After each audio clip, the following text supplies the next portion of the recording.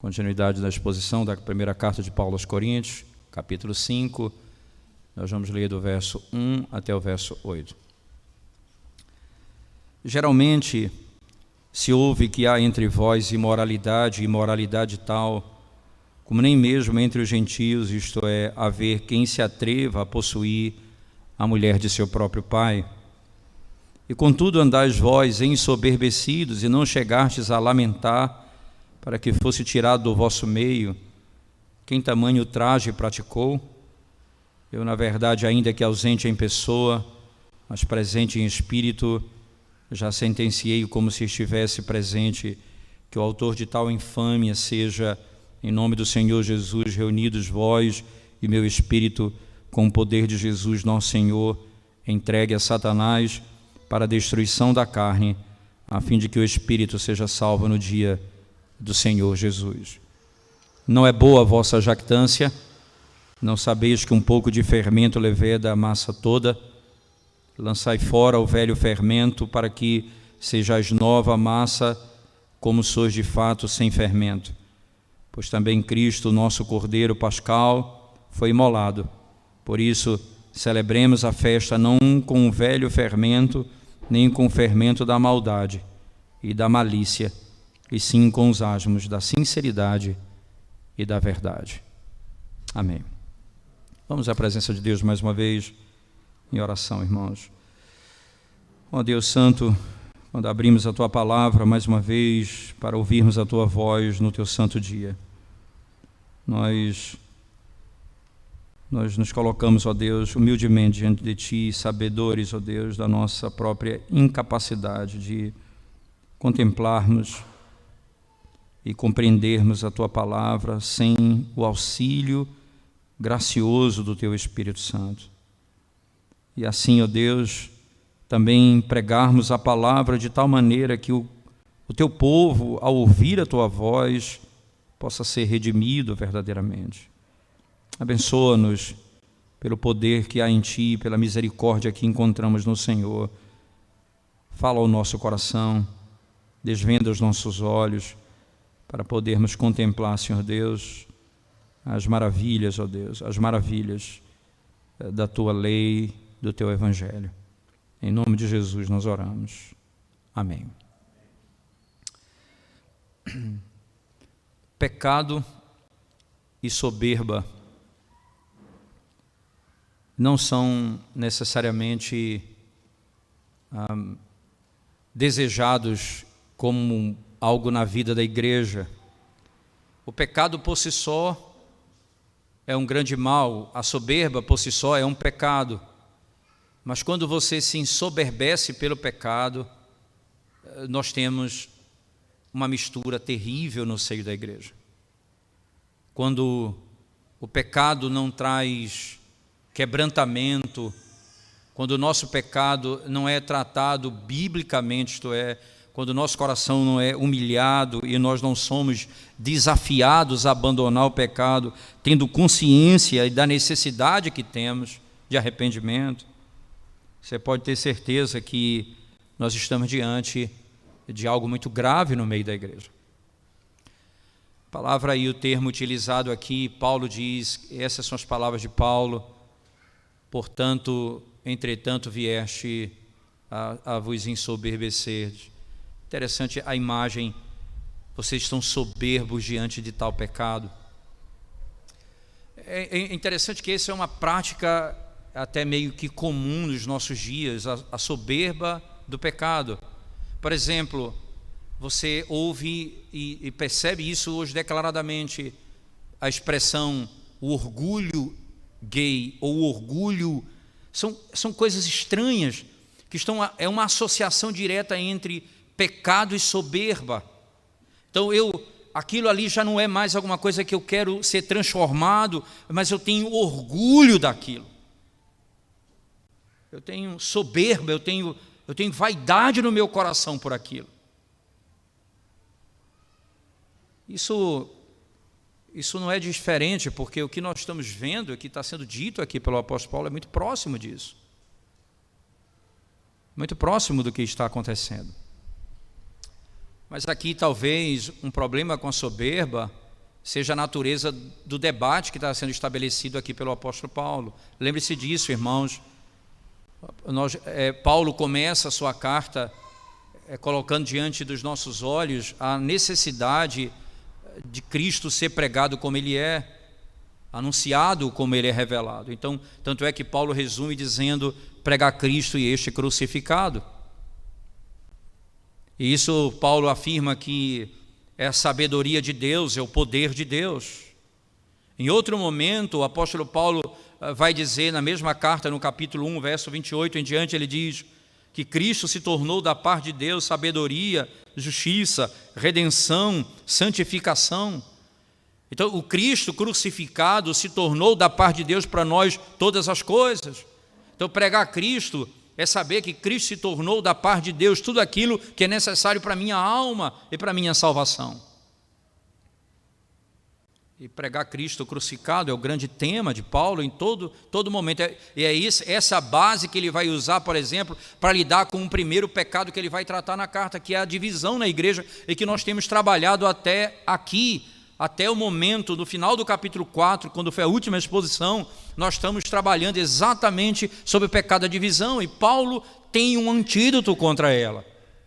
Nós vimos a doutrina da igreja, a doutrina de Cristo como cabeça, entender o que é o ministro, o papel do ministro, a pregação do evangelho, mas Paulo tem um antídoto mais profundo, e ele diz: acaso eu fui crucificado por vós? Como vocês dizem que pertence a mim? Acaso eu morri por vocês?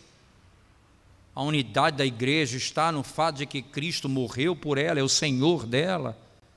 Como alguém pode ser cabeça da igreja se ninguém morreu pela igreja, exceto Cristo que deu a vida por ela? Esse é o argumento de Paulo no capítulo 3. Agora, o apóstolo Paulo volta a tratar do tema que para mim é central na carta de Paulo aos Coríntios, que é a cruz. Não é apenas um tema inicial, mas é um tema que permeia toda a carta, porque de novo ele volta a falar da cruz. Ele está falando de um pecado gravíssimo que aconteceu na igreja. E como é que trata isso? Veja o verso 7 do capítulo 5, quando na parte B do verso 5, do capítulo 5, verso 7, ele diz: Cristo é o nosso Cordeiro Pascal, ele foi imolado por nós.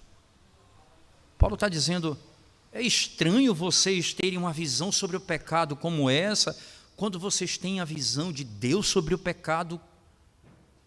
O Filho do Deus Altíssimo foi imolado para a nossa salvação, e vocês tratam o pecado dessa forma. Entende? A cruz de Cristo não apenas ela é um foco contra a divisão na igreja, mas ela é a base da razão pela qual a igreja deve fugir do pecado, amar a santidade e ao mesmo tempo entender a doutrina da disciplina, a prática da disciplina eclesiástica. A disciplina eclesiástica é o entendimento mais claro acerca desse tema quando nós olhamos para o que Paulo passa a ensinar aqui. Voltemos ao nosso texto então, no verso 1 do capítulo 5, Paulo diz assim: geralmente, se ouve que há entre vós imoralidade tal, como nem mesmo entre os gentios, isto é, haver quem se atreva a possuir a mulher de seu próprio pai. Você vai entender que Paulo aqui, irmãos, ele está fazendo menção diretamente, não é? Diretamente do texto de Deuteronômio capítulo 22, verso 30 e Levítico capítulo 18. Ele está citando Levítico 18 e Deuteronômio 22, verso 30, que trata exatamente dessa lei. Se um homem se deitar com a mulher de seu pai, ele é morto. Entenda, abra sua Bíblia lá comigo, Deuteronômio 22, verso 30, ele diz assim, olha, nenhum homem tomará sua madrasta e não profanará o leite de seu pai, verso 30. Em Levítico 18, né, você vai encontrar 18, verso 8, vamos lá, Levítico 18, verso 8, também ele diz assim: não descobrirás a nudez da mulher de teu pai, é nudez de teu pai. A nudez da tua irmã, filha de teu pai ou filha de tua irmã, nascida em casa ou fora de casa, a sua nudez não descobrirás. E aqui é a lei de Deus claramente, e dentro dessa ordem, o princípio é, ele deve morrer, a pena é capital, a pena de morte aqui, para esse pecado, como ele está aqui no verso 8, de Levítico capítulo 18, a nudez não pode ser descoberta. E entenda que isso aqui é um eufemismo, a nudez aqui passa a ser literalmente aquilo que Paulo está afirmando ali no texto de Coríntios. Deitar-se com a mulher é descobrir a nudez. Em outras palavras, o que ele fez ali foi algo que é chamado no texto de imoralidade. A palavra porneia é fornicação, algo que pode estar associado, dependendo do contexto, a um incesto ou coisa dessa natureza. Não que o mundo não conheça isso, mas ele diz até o mundo, quando vê isso, se assusta. Então na igreja tem um caso, não era para existir caso nenhum desse, porque isso é próprio do mundo. Até o mundo se assusta com isso. Mas é interessante você notar ainda, irmãos, que o mundo ele se assusta com isso. Entretanto, você vai perceber a tendência maliciosa dos homens em tentar tratar desse tipo de coisa como algo normal, para que daqui a pouco se torne orgulho.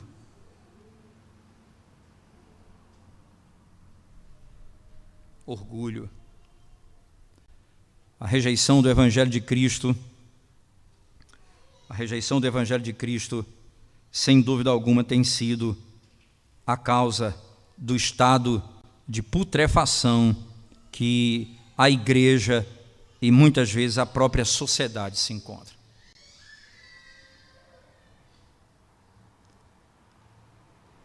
Geralmente se ouve que há entre vós imoralidade tal, como nem mesmo entre os gentios. Isto é, haver quem se atreva, veja a expressão, se atreva a possuir a mulher do seu próprio pai. Entenda aqui um detalhe, o texto não fala de sua mãe, a mulher do seu pai, aqui pode ser a madrasta, por isso que o texto de Deuteronômio usa a palavra madrasta com mais clareza, isto é a mulher dele, não é a sua mãe. Isso aqui, um comentarista cria várias possibilidades aqui de acontecer, então, dependendo da possibilidade, pode ser um incesto, pode ser adultério, pode ser fornicação, mas aqui a palavra porneia, no sentido da pornografia, da coisa generalizada, é o que está posto aqui. É um pecado grave no meio da igreja. Mas o que chama a atenção do apóstolo Paulo, irmãos, não é apenas o fato de que nem entre os gentios se vê coisas com clareza acerca dessa prática, é a maneira como se reage ou como a igreja lida com isso.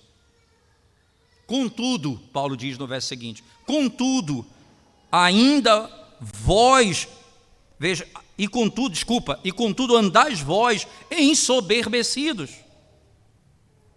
E aí ele diz, e não chegastes a lamentar, porque é isso que o pecado deve trazer, lamento, choro.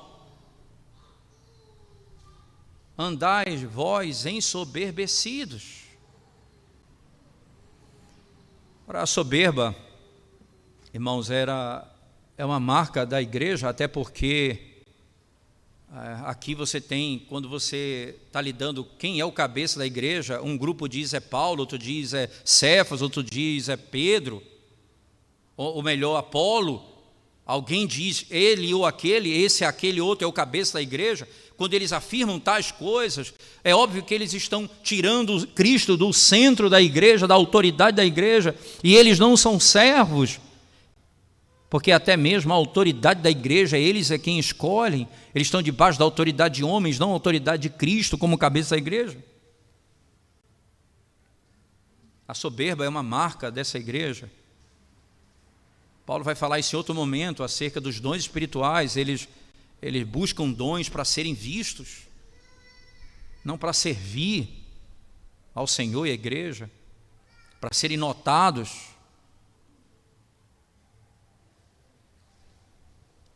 Soberba é pecado, mas quando eu eu me ensoberbeço no pecado, é um agravante que Paulo chega a declarar. Até mesmo os gentios parecem melhores do que vocês. Esse tipo de comparação é muito interessante nas Escrituras. É uma comparação esdrúxula, terrível até, mas ela é real, diante da grandeza e da seriedade do pecado.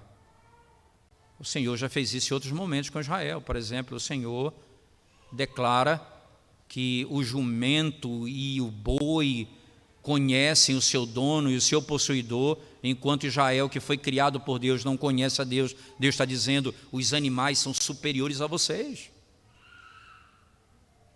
Os animais até entendem. Aqui ele está dizendo, até os gentios.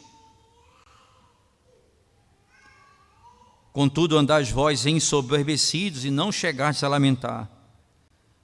É importante, e aqui Matthew Henry, ele tira uma implicação desse texto que eu achei preciosa. Ele traz o contexto que vem acontecendo nos versos anteriores e diz o seguinte: o que parece aqui é que aqui é um líder daqueles que encabeçaram o movimento de divisão dentro da igreja. E esse indivíduo talvez escolheu um desses como cabeça da igreja. Ele era o cabeça que escolheu Paulo, ou Cefas, ou Apolo como cabeça. Ele era talvez um desses. E nesse contexto, Matthew tira uma implicação. Ele diz o seguinte: e aqui a pior coisa que pode acontecer no meio da igreja é quando a estima por alguém, ou a soberba, ela obscurece até o pecado dele. Isto é, você olha para o pecado dele com menor impacto. Como muitas vezes nós fazemos com a nossa própria vida. Quando nós lidamos com o pecado dos outros, nós somos cruéis. Quando nós lidamos com o nosso pecado, nós somos misericordiosos. Quando nós vemos uma falha no outro, imediatamente nós somos ávidos para corrigi-los e até mesmo exortá-los severamente. Mas quando isso está em nós, nós temos dificuldade.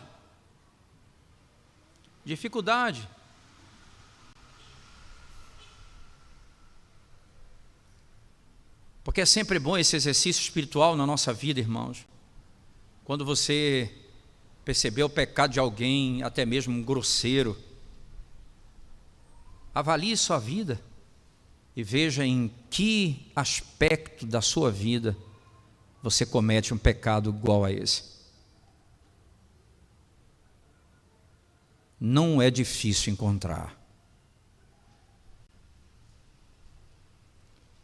Como em algum aspecto, no pensamento, nas ideias, e você age como se fosse perfeito.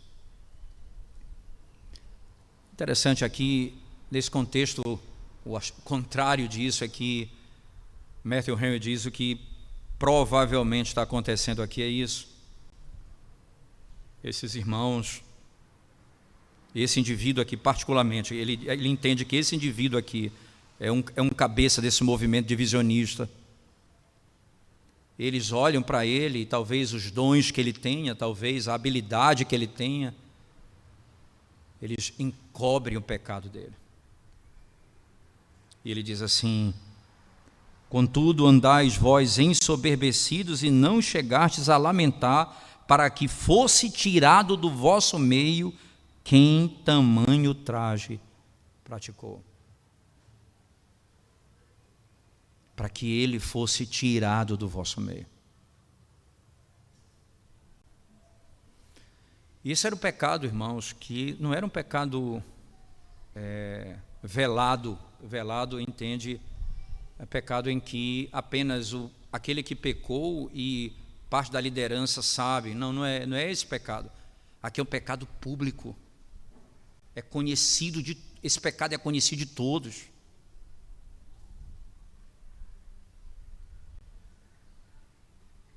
E o que está acontecendo é que o testemunho é terrível para a igreja, porque ele diz: não chegaste a lamentar, para que fosse tirado do vosso meio quem tamanho traje praticou. consciência do apóstolo Paulo não caberia o tipo de solução que foi dado pela igreja.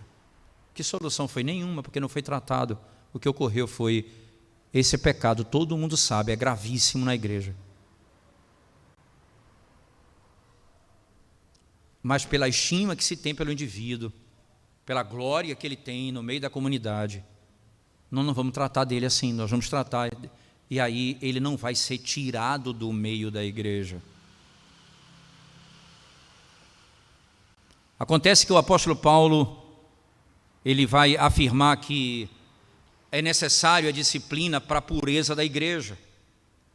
E ele vai dar então as motivações para que esse indivíduo seja tirado. Entenda, quando ele usa essa expressão, para que ele seja tirado, veja o termo, para que fosse tirado do vosso meio. Esse é um termo comum no Antigo Testamento. Quando o indivíduo, por exemplo, tinha uma lepra, ele era tirado do meio do arraial e colocado num lugar à parte, até que provavelmente ele ficasse recuperado e pudesse restaurar, ou ser restaurado a comunhão. Como aconteceu, por exemplo, com Miriam, a irmã de Moisés, quando ela teve lepra, quando ela se opôs frontalmente a Moisés, juntamente com Arão, lá em Números capítulo 12. Então o Senhor vai puni-la com lepra naquele momento, e ela é tirada do meio da comunidade e passa 7 dias fora. Entenda aqui, ela é irmã de Moisés. E Moisés vai orar por ela, para que Deus a perdoe, restaure a sua enfermidade e perdoe o seu pecado. Ela é perdoada e 7 dias depois ela é trazida de volta à comunidade e eles seguem a viagem. Mas é necessário que a igreja aprenda a tirar do nosso meio, e aqui é o ponto, irmãos, que fosse tirado do vosso meio. Isso tem implicações diretas, como por exemplo, não ter acesso à mesa do Senhor. Alguns chamam isso de excomunhão, não é?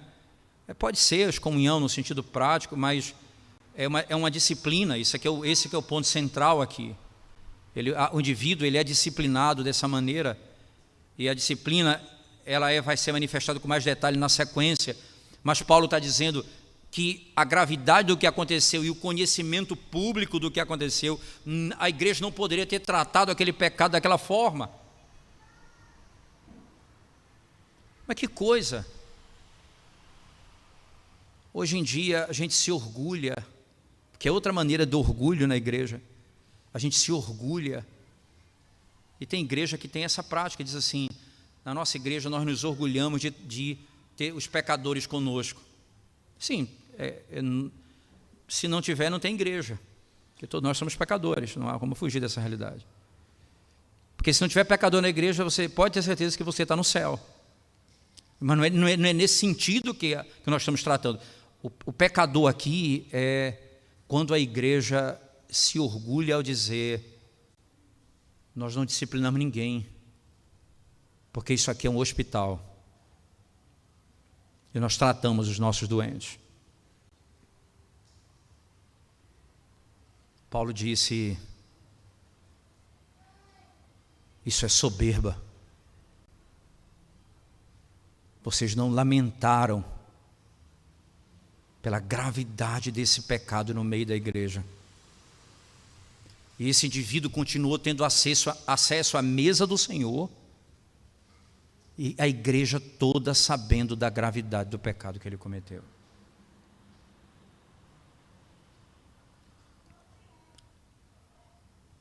O mundo talvez diga: que igreja amorosa, essa igreja que dá a mesa para todos participarem, até mesmo os que estão em pecado grave.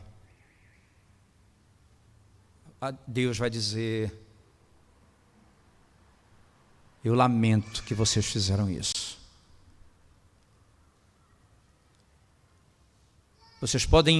A igreja pode até ter o apoio do mundo, mas nunca terá o apoio de Deus. Nunca terá o apoio de Deus. A linguagem de Paulo continua na sua expressão, ele diz: eu, na verdade, ainda que ausente em pessoa, então agora ele vai sentenciar o indivíduo.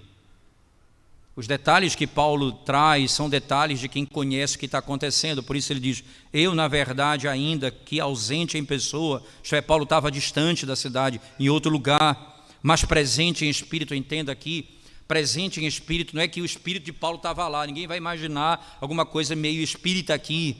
Presente em espírito significa dizer: eu estou aí em autoridade, eu estou aí em conhecimento, eu estou aí com a autoridade que Deus me deu como apóstolo. É isso que ele vai dizer na sequência. Olha o que ele diz no texto sagrado: na verdade, eu, na verdade, ainda que ausente em pessoa, mas presente em espírito, já sentenciei, como se estivesse presente, que o autor de tal infâmia, veja o termo que ele utiliza para o pecado. Primeiro ele diz alguma coisa que imoralidade tal. Agora ele diz: o autor de tal infâmia. O autor de tal infâmia, seja em nome do Senhor Jesus, reunidos vós e o meu espírito, com o poder de Jesus nosso Senhor, entregue a Satanás para a destruição da carne, a fim de que o espírito seja salvo no dia do Senhor Jesus. Qual é a autoridade da disciplina? Paulo era um apóstolo da igreja e, por ser apóstolo, ele tem autoridade, mas a autoridade dele é dada por Cristo. Ele diz: em nome do Senhor Jesus Cristo. A igreja de Cristo. A tese de Paulo é: eu não sou o cabeça, nem Apolo, nem Pedro. Cristo é o cabeça da igreja. E quando nós exercemos a autoridade da igreja, nós exercemos a autoridade no poder e no nome de Cristo. Não é autoridade pessoal, é autoridade que foi declarada. E segundo os parâmetros da Escritura, é assim que deve acontecer. E aí ele usa essa expressão: o autor de tal infâmia, ou aquele que fez isso, teve pecado e requinte de iniquidade em tudo isso. E aí Paulo diz: reunidos vós e o meu espírito com o poder de nosso Senhor. Na primeira parte ele diz: já sentenciei, como se tivesse presente, que o autor de tal infâmia seja em nome do Senhor Jesus. Depois, reunidos vós e o meu espírito com o poder de Jesus.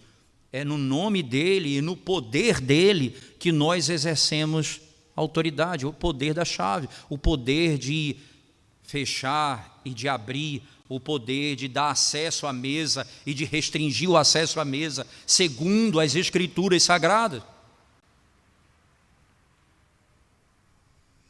Nós estávamos ouvindo um grupo de irmãos que desejam ser recebidos como membros da igreja depois de concluírem a classe de catecúmenos, e na introdução foi exatamente isso que eu disse: esse é o momento que você precisa entender. É singular quando a igreja está sendo reunida com um conselho para poder lhe dar acesso à mesa do Senhor, a membresia. Esse é um ponto central. Da mesma forma, na disciplina, é o conselho que vai fechar o acesso.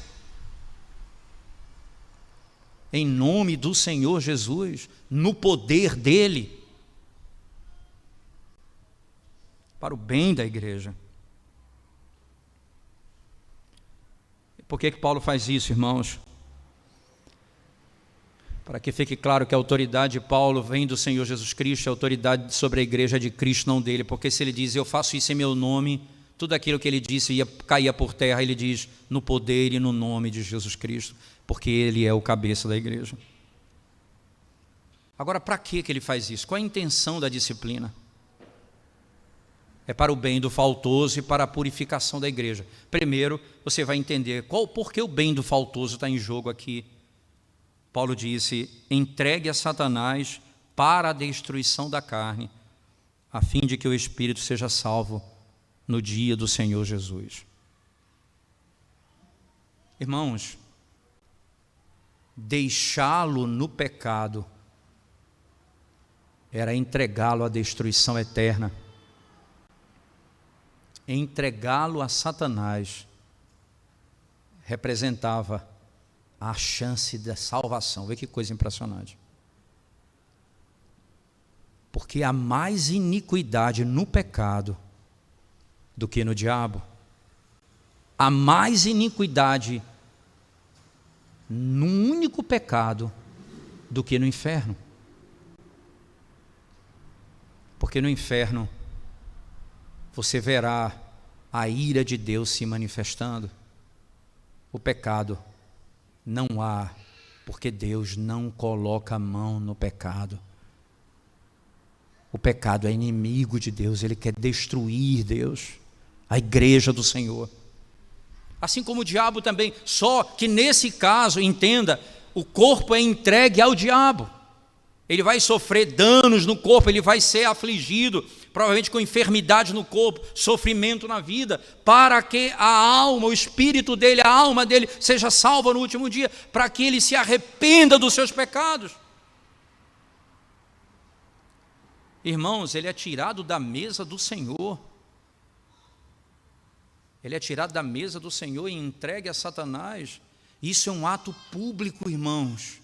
Isso não é um ato velado, isso é um ato público. Eu, juntamente convosco, no poder de Cristo, nós faremos isso diante de toda a igreja. Não é para a humilhação do indivíduo, é para a pureza da igreja e para o bem do faltoso. Você sabe quando a Bíblia diz assim nas Escrituras, lá em alguns textos dos Salmos, ele diz, e Paulo escrevendo aos Romanos diz isso também, ele diz que Deus os entregou às suas paixões.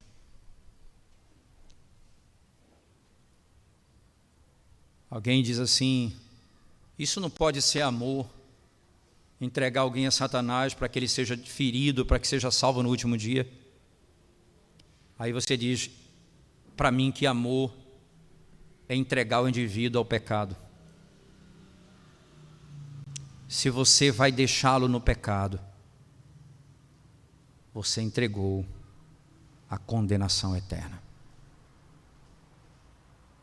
Quando Deus entrega alguém ao seu próprio coração,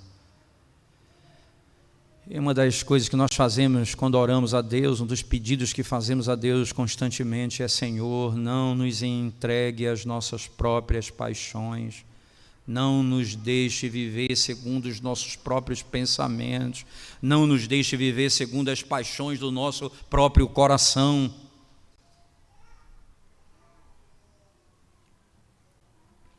E Paulo afirma, isso aqui é para que você entenda a gravidade do pecado e como o tratamento é dado pelo Senhor.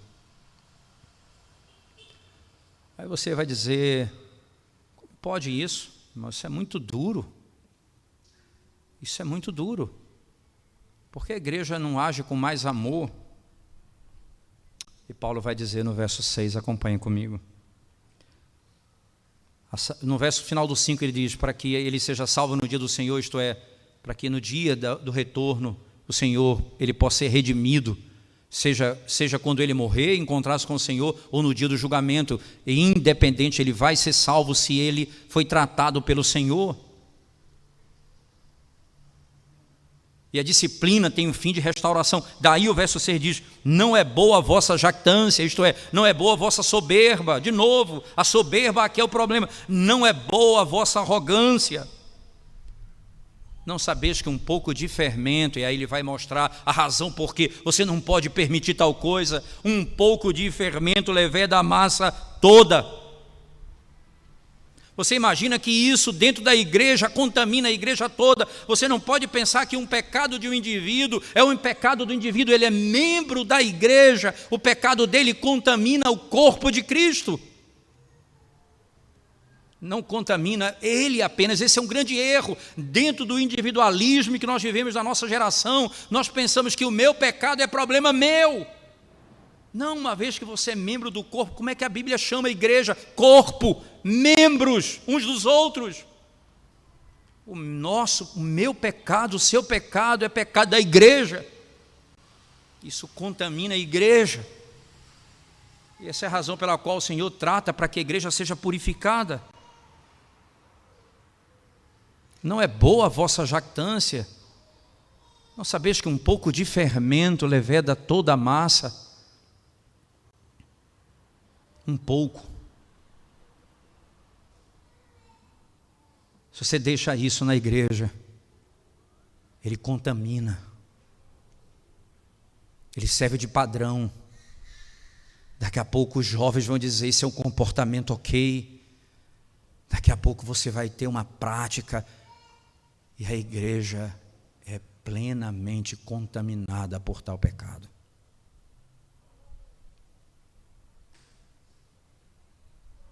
Lançai fora o velho fermento, para que sejais nova massa, como sois de fato sem fermento. Pois também Cristo, o nosso Cordeiro Pascal, foi imolado. O nosso Cordeiro Pascal foi imolado. E aí você tem uma conjunção, uma partícula bem clara, explicativa. Por isso, porque ele foi imolado, por isso, celebremos a festa não com o velho fermento, nem com o fermento da maldade e da malícia, e sim com os asmos da sinceridade e da verdade.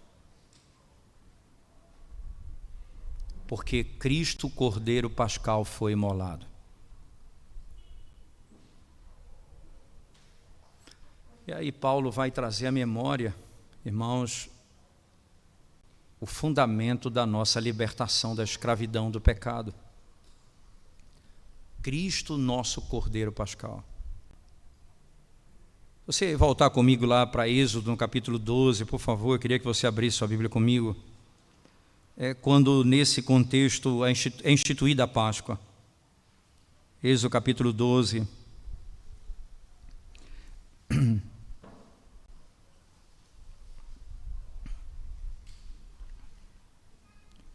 Verso 14 em diante diz assim o texto. 14 e 15 apenas diz assim: este dia vos será por memorial e o celebrareis como solenidade ao Senhor. Nas vossas gerações o celebrareis por estatuto perpétuo.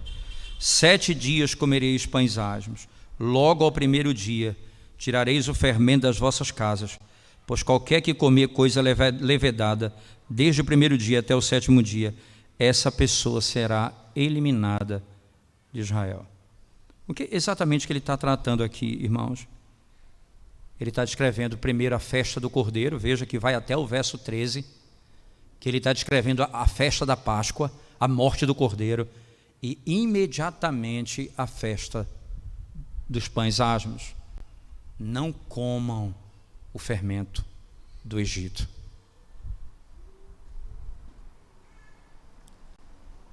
A expressão que é utilizada por fermento, entenda que pão sem fermento, pão levedado, que é, e depois ou pão sem fermento, que é a expressão, os pães asmos, utilizado também no texto sagrado. Isso é imediatamente após o sacrifício do Cordeiro, que é executado no início do capítulo 12, e logo depois eles são libertos do cativeiro. O Senhor está dizendo, assim que o Cordeiro for morto, vocês vão celebrar a festa dos pães asmos. E aqui Paulo, de novo, volta para o texto de Corinto, ele vai usar a mesma ordem utilizada no texto lá de Êxodo, e a ordem é a seguinte, volte comigo lá para 1 Coríntios 5, por favor, onde Paulo diz assim, no verso 8, no 7, lançai fora o velho fermento, para que sejas nova massa, como sois de fato sem fermento, pois também Cristo, nosso Cordeiro Pascal, foi imolado, por isso celebraremos a festa, não com o velho fermento, nem com o fermento da maldade e da malícia. É importante notar, irmãos, que a palavra aqui, maldade e malícia, quando é usada, essa expressão maldade ou malícia, ela se refere, quando usada com um artigo definido, aquele que é chamado de maligno, que é o próprio Satanás. O fermento da maldade e da malícia, o fermento do ódio, o fermento da iniquidade, o fermento da falta de verdade, o fermento do engano, o fermento que dissuade, que leva o indivíduo a não saber o que é a verdade, que confunde. Porque é isso que é dito de Satanás. Vós sois mentirosos, Jesus disse a Israel, a alguns dos judeus em João 8. Vós sois mentirosos, assim como o vosso pai é mentiroso. Vocês na realidade replicam o que o vosso pai replica. Vocês são filhos do diabo. E o diabo, ele é mentiroso e assassino desde o princípio. A maldade está nele, o engano está nele. Ele chega para Eva e maliciosamente distorce a verdade. Maliciosamente. E maliciosamente, enganosamente, a igreja sucumbe quando ela olha para o indivíduo que está em pecado e, ao invés de tratar o pecado com a dureza necessária, entenda, o indivíduo está arrependido. Não é o caso desse indivíduo, ele não está arrependido. Um pecado grave como esse, do conhecimento público, tem de ser tratado da forma como Paulo ordenou. Mas se fosse um outro pecado e o indivíduo chegasse dizendo: eu me arrependo por tal prática, e a confissão de pecados dele, necessariamente você talvez nem precise discipliná-lo, porque o propósito já foi estabelecido, ele já se arrependeu dos seus pecados. Mas esse indivíduo aqui nunca se arrependeu. Pelo contrário, há soberba, há orgulho na igreja por tal coisa. E o que deve haver no nosso meio é os asmos da sinceridade e da verdade. Jesus Cristo, eu sou a verdade, a tua palavra é a verdade, a sinceridade, onde não há hipocrisia, não há engano, onde as coisas são tratadas à luz da verdade. Isso traz bênção para o indivíduo que foi disciplinado, porque ele vai ser salvo, estava condenado. Traz bênção para a igreja que é purificada e exalta o nome de Cristo. Porque se você acha que tratar o pecado dessa forma como Paulo tratou é duro, diga para Cristo que ouviu do seu Pai dizendo: eu me agradei moê-lo. Isaías 53. Eu me agradei moer o meu filho para livrar aqueles que eu amei antes da fundação do mundo de todo o pecado. E você quer tratar o pecado de tal maneira que você despreza o sacrifício do Cordeiro.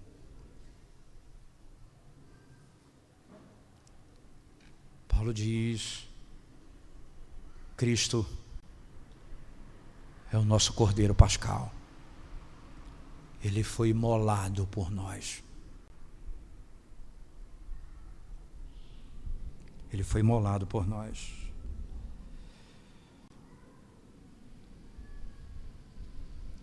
Não pode haver orgulho. Era para haver lamento.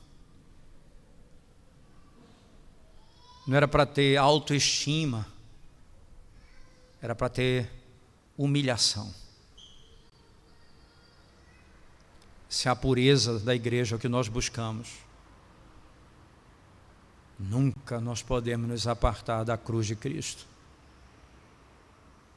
porque só essa mensagem é poderosa para restaurar o indivíduo e até mesmo para servir de padrão de ordenação da igreja, como a igreja trata o pecado. Como a igreja trata o pecado.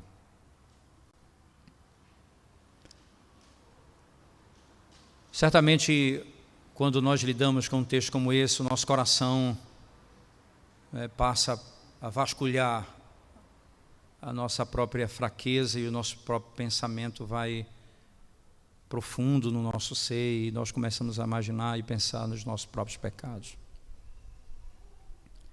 Isso é uma oportunidade preciosa, irmãos. Você se orgulha ou lamenta pelos seus pecados?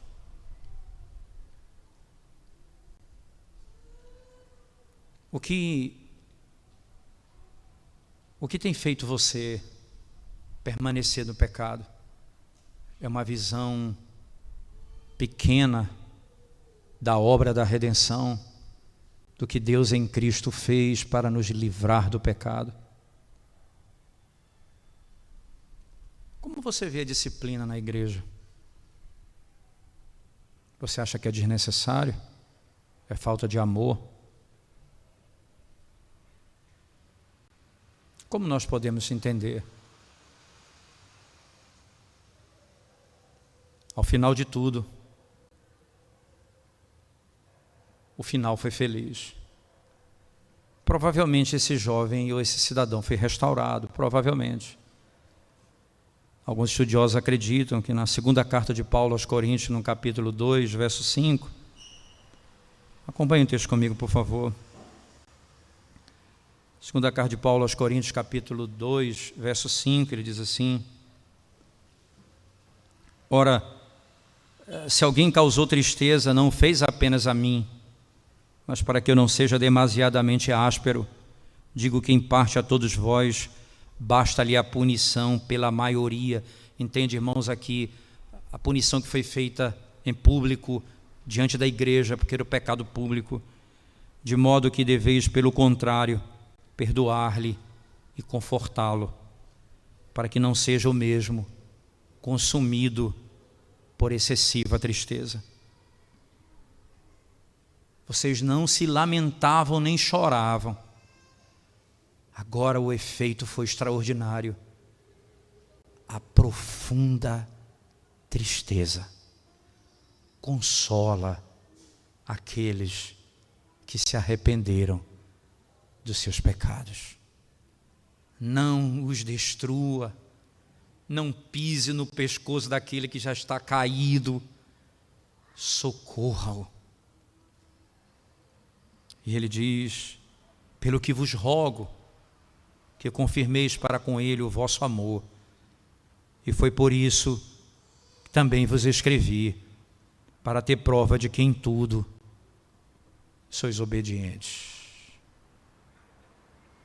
A quem perdoais alguma coisa, também eu perdoo, porque de fato o que tenho perdoado, se alguma coisa tenho perdoado, por causa de vós o fiz na presença de Cristo, para que Satanás não alcance vantagem sobre nós, pois não lhe ignoramos os desígnios.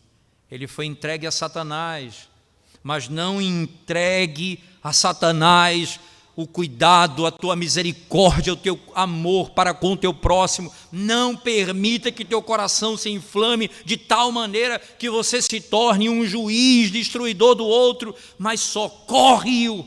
E aí veja agora, ele diz, para que Satanás não alcance vantagem sobre nós.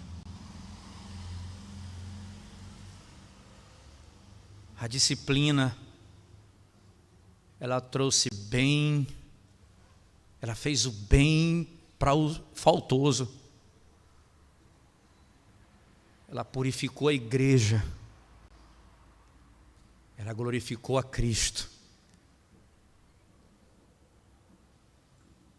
E ela edificou a igreja do Senhor, que agora aprendeu a lidar, não só com a disciplina, mas com a restauração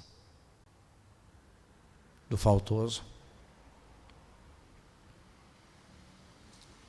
É por isso que Paulo não podia pregar outro evangelho, senão Cristo e este crucificado. Se Paulo não podia pregar outro, o que eu pregarei, senão Cristo e este crucificado?